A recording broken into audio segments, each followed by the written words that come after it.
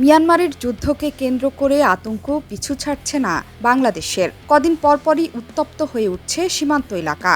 ওপার থেকে কখনো গুলি ধেয়ে আসছে তো কখনো আবার দেখা মিলছে যুদ্ধজাহাজের। সম্প্রতি তাদের জলসীমার ভেতর ৩টি যুদ্ধজাহাজ নোঙর নিয়ে এপারে বেড়েছে আতঙ্ক। মিয়ানমারের বিদ্রোহী গোষ্ঠী আরাকান আর্মিকে ঠেকাতে এসব জাহাজ প্রস্তুত রাখা হয়েছে বলে তথ্য দিয়েছে কক্সবাজার জেলা প্রশাসন। জানান, প্রতিবেশী হিসেবে পরিস্থিতি পর্যবেক্ষণ করছে বাংলাদেশ। মিয়ানমারের মংডু, রাথিডং ও রামরি শহর দখলে নেয়ার জন্য বিদ্রোহী গোষ্ঠী আরাকান আর্মি লড়াই করছে সরকার বাহিনীর সাথে।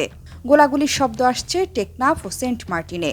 বিদ্রোহীদের আক্রমণ ঠেকাতে মিয়ানমারের জলসীমার ভেতরেই ৩টি যুদ্ধজাহাজ নোঙর করে রেখেছে দেশটি। একই জলসীমার ভেতরে অবস্থান নিয়েছে আরাকান আর্মিও। বাংলাদেশের জলসীমায় ডুবোচরের কারণে মিয়ানমারের জলসীমা ব্যবহার করে টেকনাফ থেকে সেন্ট মার্টিন যায় নৌযান। তবে বর্তমানে সেই পথ দিয়ে কোনো নৌযান গেলেই মিয়ানমার থেকে গুলি ছুটছে।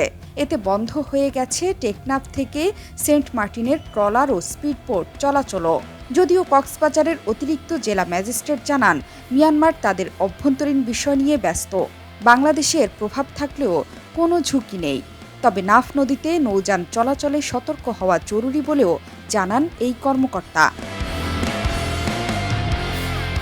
মিয়ানমারের অভ্যন্তরীণ সংকটের কারণে বাংলাদেশ আক্রান্ত হলে ছাড় দেয়া হবে না বলে হুঁশিয়ার করেছেন সড়ক পরিবহন ও সেতুমন্ত্রী ওবায়দুল কাদের।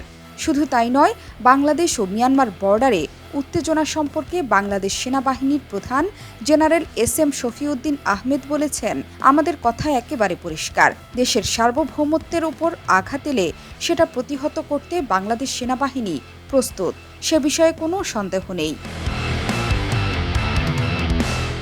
২০২১ সালের ১ ফেব্রুয়ারি মিয়ানমারের জান্তা বাহিনী ক্ষমতা দখল করে।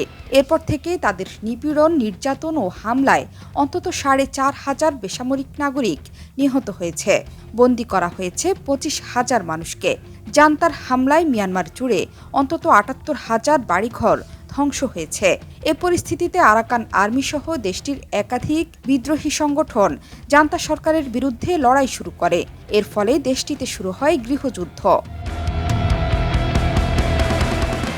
মিয়ানমারের রাখাইনের নিয়ন্ত্রণ নিয়ে দেশটির সরকারি বাহিনী ও বিদ্রোহী গোষ্ঠী আরাকান আর্মির মধ্যে গত ফেব্রুয়ারি মাস থেকে যুদ্ধ চলছে, যার আঁচ লেগেছে বাংলাদেশের সীমান্ত গ্রামগুলোতে। চলমান সংঘাতের জেরে টেকনাফ সেন্ট মার্টিন নৌ রুটে প্রায় ১ সপ্তাহ ধরে বন্ধ আছে নৌ চলাচল। জোহরা চৌধুরী সেতু, ৭১।